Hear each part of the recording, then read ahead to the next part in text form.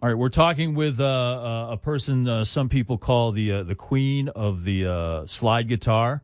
Some people here in Worcester call her the blues queen of Worcester. It is you're laughing. Hold on, it's Joanna Connor, but I prefer to call her North High alumni Joanna Connor. Is that correct? Oh, it is. Did you go there? No, I didn't. Oh. I've only lived in Worcester for the past. Well, it's been about 30 years since I've moved here now, but I did not go to school here. But you not only been playing the blues for decades, but this is the city where you grew up in, and you learned about and how to play. You learned how to play the guitar here and play the blues here in Worcester, Massachusetts, and you're coming back Mechanics Hall with a really amazing night. Really amazing night of blues. You got J.C. Smith with you, the Metrons, Jeff Gaynor's on that bill, Steve LeClaire, and the Brass Angels. And welcome back to Worcester. I'm sorry. Go ahead. Yeah, welcome back to Worcester. Yeah, and you were a teenager when you started playing guitar here in Worcester, right? Mm-hmm. I was, yeah. And back in the dark ages. The dark ages. You mean we call that pre-internet age, right? The dark ages. It was. Yes. You actually had to get out there and play. You could make a little video and put it on Instagram. You had to get out there. About how old were you when you started playing guitar? Oh, I played when I was 7, and then I quit because I was like, I don't want to practice guitar. So then I picked it up again when I was 14, and then started being in a real band when I was 17, singing and playing and doing shows, and it just kept going from there.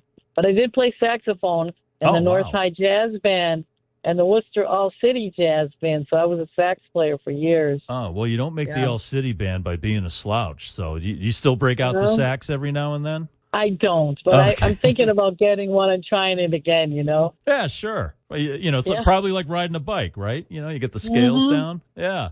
What were some of the places you would play here in Worcester when you were living here? Oh God, Sir Morgan's Cove. Oh yeah. We had a weekly gig at Ralph Chadwick Square Diner. It was called. So we played every Friday.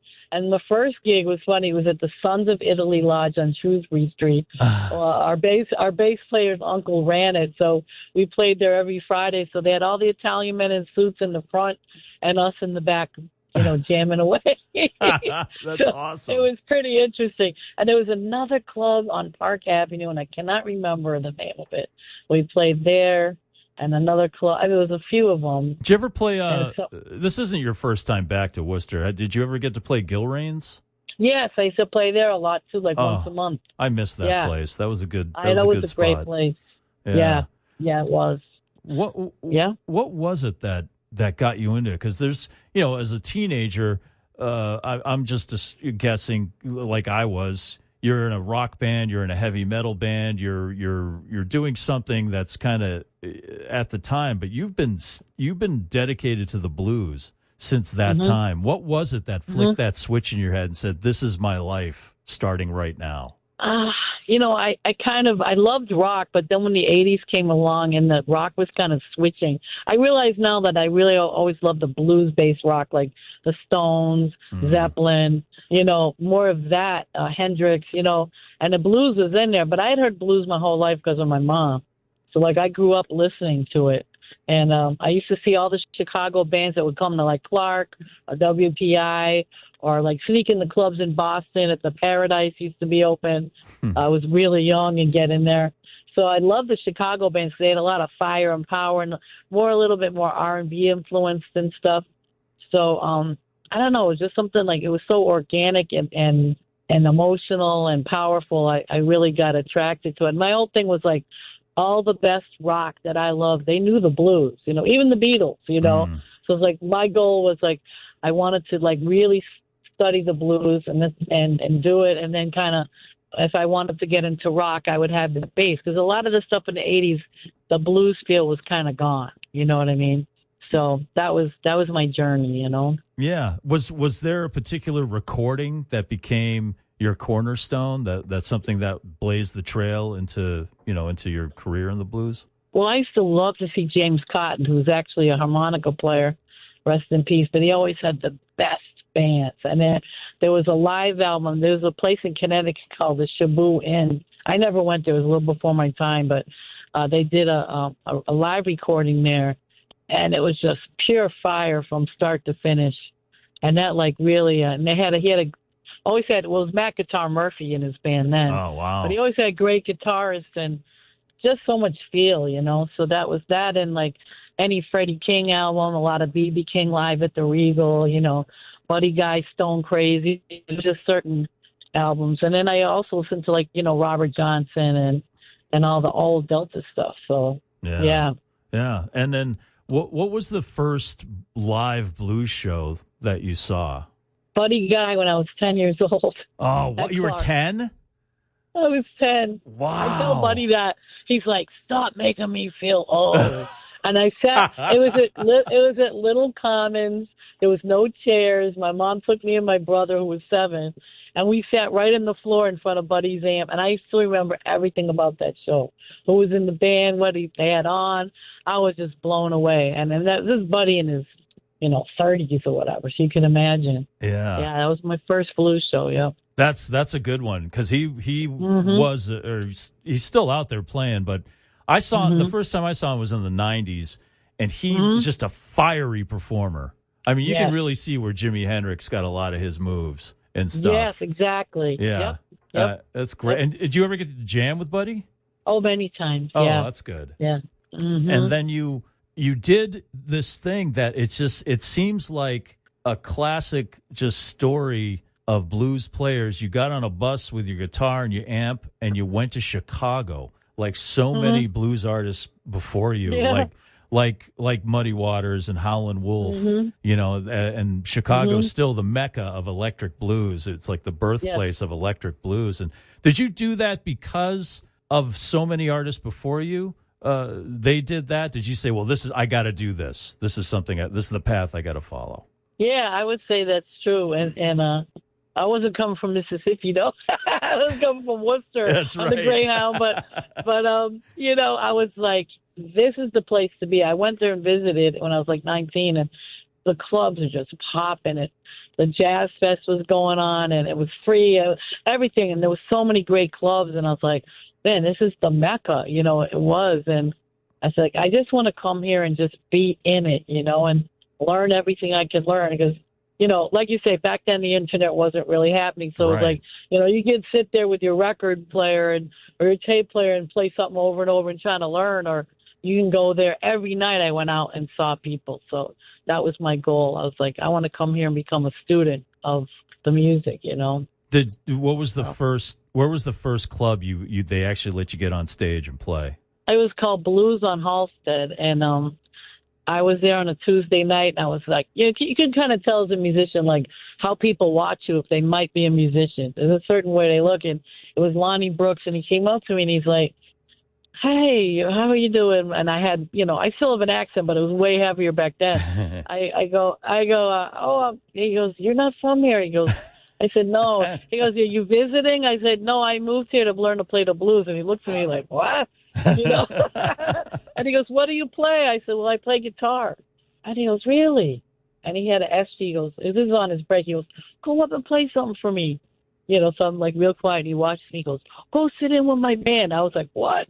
And it was a guy named Dion Payton playing rhythm guitar with him and lead, but his backup player, who was incredible, and he's 6'5", and he's got the cowboy hat on. I said, hi, I'm Joanna, and Lonnie said I could sit in. He goes, no, you're not. Oh, man. And I went back to my seat rah, rah, rah. And then I went and shot down a few shots, and I went up to him, and I'm like, I'm going to tell him. I said, I can actually play the guitar. And Lonnie said I could play, so I think you should let me. I was all bold. He goes, here. And he hands me his Les Paul, same thing. So I play something. He goes, and he called me up to play. So I played, and the place went crazy, because back then there was really no women doing that. Yeah. There's more now.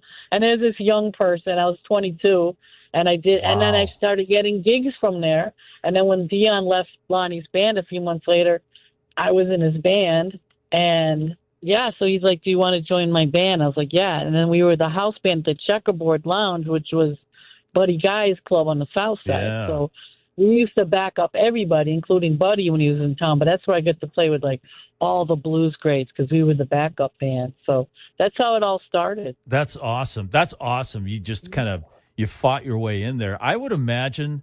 I mean, you really did blaze a trail. Like you said, there weren't a lot of female blues artists that played the guitar. You know, because now we have like Susan Tedeschi and Samantha Fish. We got a lot of really great blues artists, female blues artists now.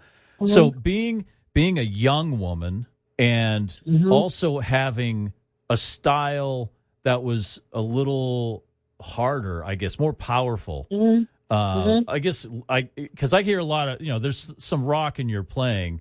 But so with those two things, I mean, it must have been tough along the way. I mean, you did, Lonnie Brooks gave you that break, but when you started going out on your own, that it must have been a little tough because one, you're a woman in a male dominated genre, and two, you're not like like an academic, if a lack of a better word. You're not trying to copy, Howlin' Wolf or people like that. You were doing your own thing. So I would imagine it took you had to work twice as hard to make it work. Yeah, you're very observant. Yeah. That is so true. Yeah, it's so true. I mean, it was definitely, I always tell people, they're like, well, what would you tell young women that want to play music? And I'm like, you have to have a thick skin and be tough because, you're going to go through a lot, especially if you're trying to do your own thing. And like you say, not being an academic. And, so I pissed some people off in the blues world. They're like, oh, you're not playing the blues. Because it was kind of like Mike Zito and Albert Castillo said to me, we heard your records inside you and we're like, wow, she's like combining rock and blues. I said, well, I'm not the first one to do that. But he's like, yeah, but you really, set a standard for the rest of us. I said, well, I got a lot of slack for it, but then a lot of people were behind you. But I just thought to myself, I have to be true to who I am. And who I am is I grew up listening to everything, So you'll hear a little bit of everything in my music, but I feel like the blues is always there. It probably helped a little that you're pretty goddamn amazing at the guitar. Oh, too. Thank you. I mean, seriously. I can see that guy telling you to get away from the stage, but then just once you play, it doesn't become about gender or anything. You just have this real explosive way of playing.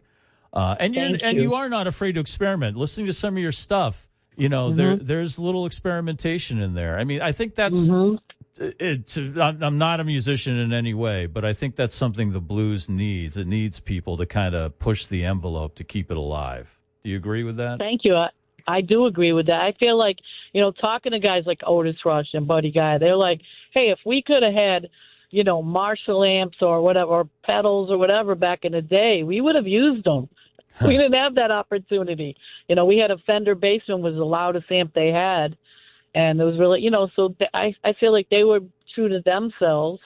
And I feel like it's the same. I mean, there is a tradition. You can't just totally throw it all away and say I'm a blues player. But I think you're right. I think, and I understand why people want to honor the tradition and play the old stuff and play it a certain way. But I feel like there's room for that. But it's like every music moves forward, like jazz.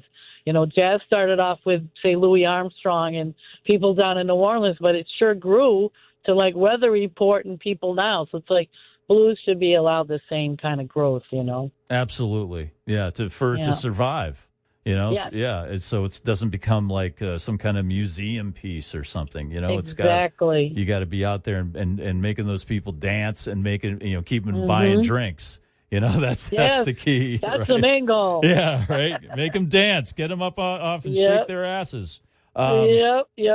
So now you live in Chicago, but you also do you still live kind of like half the year in Jamaica? Is that correct? Yes, I live there whenever I can. Yeah, it sounds nice. Yeah.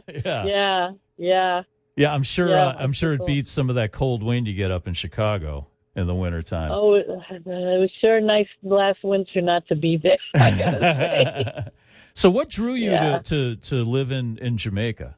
Well, I went on my first vacation in like 25 years. Huh. And when I was there, the last day I was there, I met somebody. He's like, here, take my number. So we started talking for months. And I went and visited him and went from there. And he's like, "Oh, I have some land. I'm building a house. You should just come live with me." And I was like, "What?" Oh, But I ended up doing that. So yeah, that's awesome. Yep. So I read that you're kind of a fan of reggae. I am. Have you ever?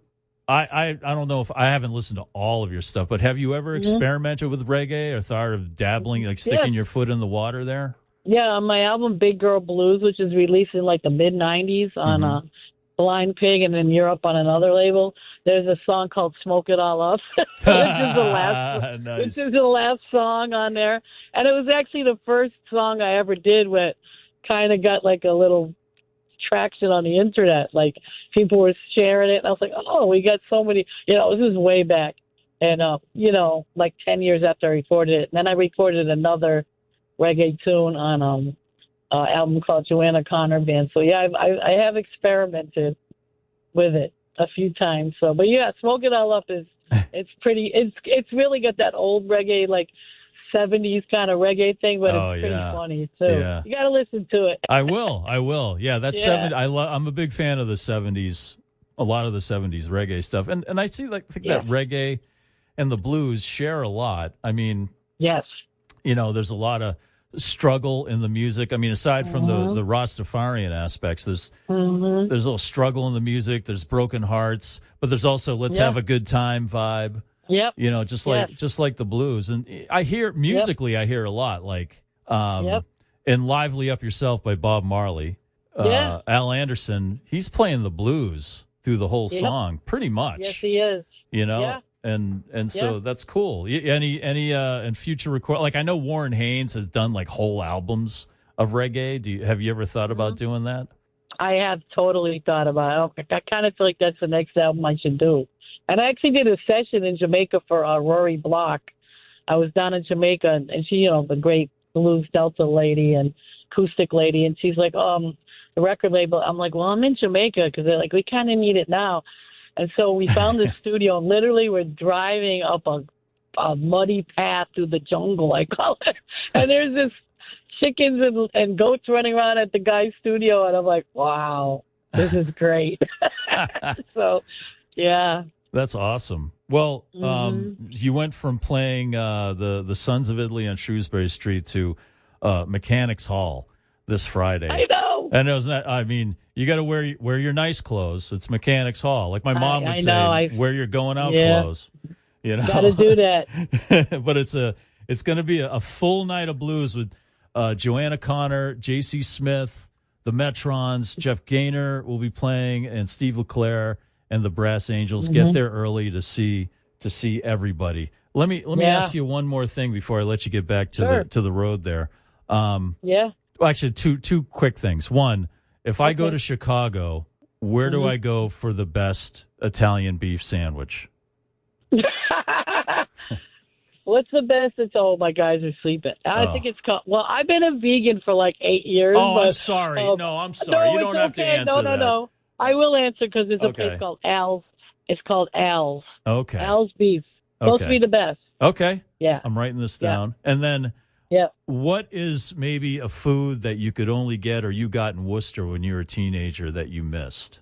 Oh, man. The people in Chicago will hate me. I miss the pizza. I don't eat it anymore, but Chicago's known as the land of pizza. I'm like, oh, hell no. Well, they got their own pizza. They got their deep dish up there. Yeah, we have a different style. Yeah. I like the style of that. So there's a place on June Street called Jason's Pizza. I don't know if it's there anymore. Still open. Oh my God! So it was an old Greek guy owned. It was always crabby, Jason, but man, he could make some pizza. They still make a damn good pizza. They're still open. Oh my God! God bless. That's crazy. Well, I don't know if you'll have time, but they're still open while you're here in Worcester. I have time. Yeah, you should head over there, get a slice. Yep. All right, Joanna Connor, the Worcester Queen of the Blues, or some call her the Queen of Slide Guitar. You got to see it for yourself. Mechanics Hall Friday night. I appreciate you taking the time to talk and good luck on the road here. Please be safe. I know you're driving right now, and I appreciate you doing this. So thank you so much. Thank you, man. Great interview. Great questions.